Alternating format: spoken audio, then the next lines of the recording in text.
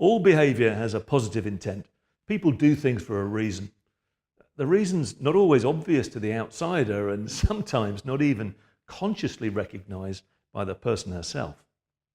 For retail customers, there's an emotional driver, encouraging them to take time out to visit a store.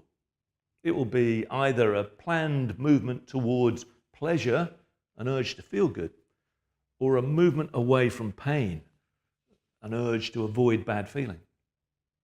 Our decisions and behaviors are always influenced by our emotions and feelings. Now, uncovering a person's emotional driver for a prospective purchase offers us an opportunity to help the customer achieve the feeling that they're seeking to obtain. When you last had a powerful urge to change something at home, why was this? Was it a movement away from pain or a movement towards pleasure?